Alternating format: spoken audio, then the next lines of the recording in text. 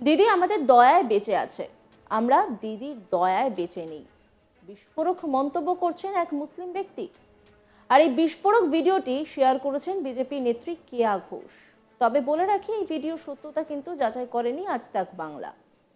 এক ঝলক আপনাদেরকে সেই ভিডিওটা শুরুতে দেখাই, যদিও সেই ভিডিও সত্যতা যাচাই করেনি আজ তাক বাংলা। দিদি আমাদের দয়ায় বেঁচে আছে, আমরা দিদির দয়ায় বেঁচে নেই। ভাই সত্যি নেই, দিদি আমাদের দয়ায় বেঁচে আছে। মুসলমানের ভোট নিয়ে মুসলমান আজকে আমরা এখানে এসেছি কাঁধে কাঁধ মিলিয়ে। যদি আমাদের দায়িত্ব ঠিক ভাবে না পালন করতে পারে, কথা রাখতে পারে, পরবর্তীতে আমরা কলকাতাকে অচল করে দেখিয়ে দেবো। এই কলকাতাকে অচল করব। দিদির উচিত হবে এইটাকে নিয়ে গর্জে ওঠা। কেন দিদি আমাদের দয়ায় বেঁচে আছে, আমরা দিদির দয়ায় বেঁচে নেই। ভাই সত্যি নেই, দিদি আমাদের দয়ায় বেঁচে আছে। মুসলমানের ওয়াকফ বিল বাতিলের দাবিতে গোটা দেশ জুড়ে বিক্ষোভে নেমেছে মুসলিম সমাজ। দিকে দিকে আন্দোলনের জেরে তুলকালাম কাণ্ড। আর ওয়াকফ বিলের আঁচ এসে পড়েছে বাংলায়। রোজই জেলায় জেলায় প্রতিবাদ মিছিল চলছে। ওয়াকফ আইন নিয়ে বিক্ষোভের জেরে আটকে পড়েছে একাধিক দূরপাল্লার এবং লোকাল ট্রেন। ঠিক সেই সময় একটি বিতর্কিত ভিডিও নিজের ফেসবুক হ্যান্ডেলে পোস্ট করেছেন বিজেপি নেত্রী কেয়া ঘোষ। আর সেই ভিডিওতে এক মুসলিম ব্যক্তিকে বলতে শোনা যাচ্ছে, আমাদের দায়িত্ব যদি ঠিকঠাকভাবে পালন না করা হয়, পরবর্তীতে আমরা কলকাতা অচল করে দেব, দেখিয়ে দেব। দিদির উচিত হবে এটাকে নিয়ে গর্জে ওঠা। দিদি আমাদের দয়ায় বেঁচে আছে, আমরা দিদির দয়ায় বেঁচে নেই, বিস্ফোরক মন্তব্য মুসলিম ব্যক্তি। আর এই বিস্ফোরক ভিডিওটি শেয়ার করেছেন বিজেপি নেত্রী কেয়া ঘোষ।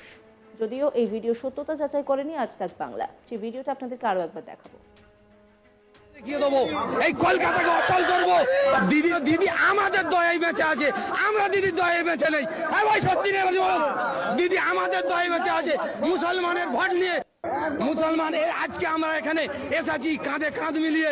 যদি আমাদের দায়িত্ব ঠিক ভাবে না পালন করতে পারে, কথা রাখতে পারে, পরবর্তীতে আমরা কলকাতাকে অচল করে দেখিয়ে দেবো। এই কলকাতাকে অচল করব। দিদির উচিত হবে এইটাকে নিয়ে গর্জে ওঠা।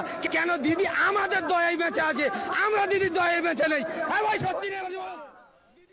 এই ভিডিওটি ওয়াকফ বিলের প্রতিবাদে বলা কিনা সে বিষয়েও কিন্তু আমাদের জানা নেই। বিজেপি নেত্রীর এই পোস্ট করা ভিডিও সামনে আসতেই সোশ্যাল মিডিয়ায় উত্তেজনার পারদ চড়তে শুরু করেছে।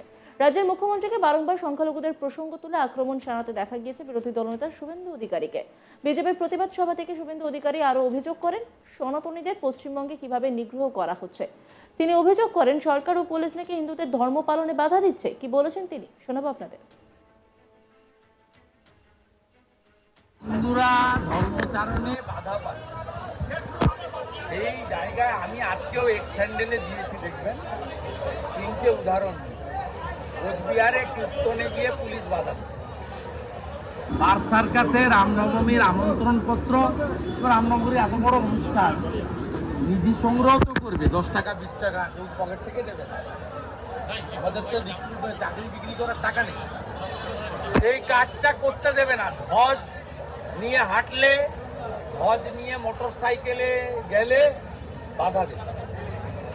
আপনি লিখে দিতে হবে শ্যামপুরে 2 থেকে 2,500 লোকের বেশি প্রসেশনে যাবে। হিন্দু মাত্রই রামনবমীতে যাবে, যেখানেই অনুষ্ঠান হবে যাবে। ধর্মীয় অনুশাসন পালনে কখনো সংখ্যা নির্দিষ্ট করা যায়?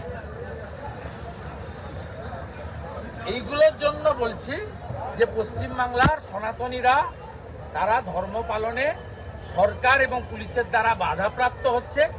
তাই সরকার পরিবর্তন করুন, ধর্ম পালনে কেউ বাধা দেবে না, আর মহাকুম্ভকেও কেউ মৃত্যুকুম্ভ বলবে না।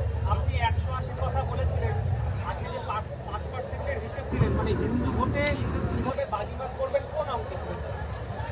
শুনুন, পশ্চিমবাংলায় গত ভোটে চৌর্যবৃত্তি করে ও সাম্প্রদায়িক কার্ড খেলে তৃণমূল ভোট পেয়েছে 45.67। আমরা ভোট পেয়েছি 38.63, প্রায় 39, ওরা 46। তাই গণিতটা তো পাল্টে দিতে আপনি পারেন না। গণিতের হিসাব বলছে যদি 5% ভোট ভারতীয় জনতা পার্টি বাড়াতে পারে, তাহলে ভারতীয় জনতা পার্টির সরকার। কিন্তু গণিতের হিসাব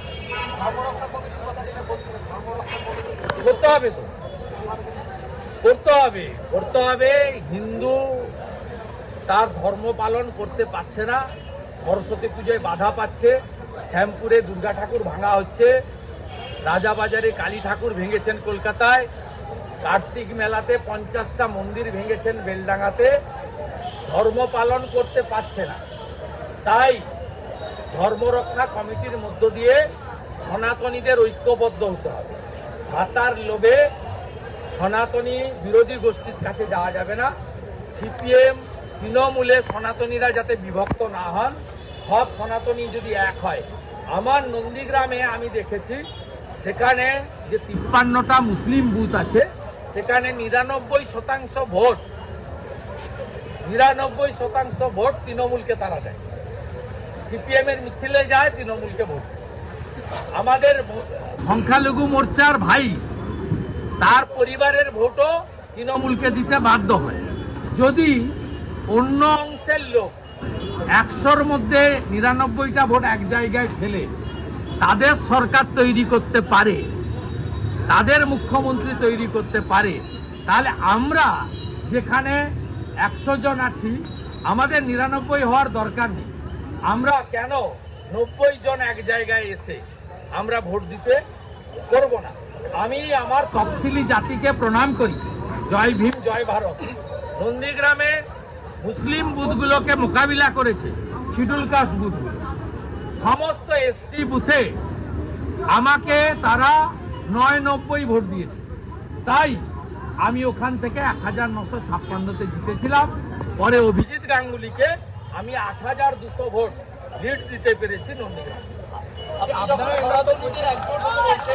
তৃণমূলে রাজীব ব্যানার্জির মেন্টারশিপে একটি সংস্থা ব্যানার, তাতে রামকৃষ্ণদেব ও মমতা ব্যানার্জি এনাদের দুজনের ছবি দিয়ে হিন্দু মুসলিম শিখ ইসাই আমরা সবাই ভাই ভাই। ঠাকুর রামকৃষ্ণ দেবের সঙ্গে মমতা ব্যানার্জির ছবি দেওয়ার সাথে সাথেই পশ্চিমবাংলার হিন্দু সমাজ এই জালি হিন্দুদের কারবারটা বুঝে ফেলেছে, ধরে নিয়েছে। ঠাকুর রামকৃষ্ণ দেবের ছেড়ে যাওয়া চটিতে জল দেওয়ার যোগ্যতা মমতা ব্যানার্জি। আপনারা ভোট হয় না দীর্ঘদিন, যে হাওড়া আপনি একাধিকবার বলেছেন ভোট আটকে রাখা হয়েছে, সেই হাওড়াতে বেলগাছিয়া যৌতুকগৃহ হয়েছে, যৌতুকগৃহ হয়েছে, জল ছাড়া কিছু দেয়নি। আমাদের পক্ষ থেকে ওখানে 400 জনকে দুপুরবেলা খাওয়ানো।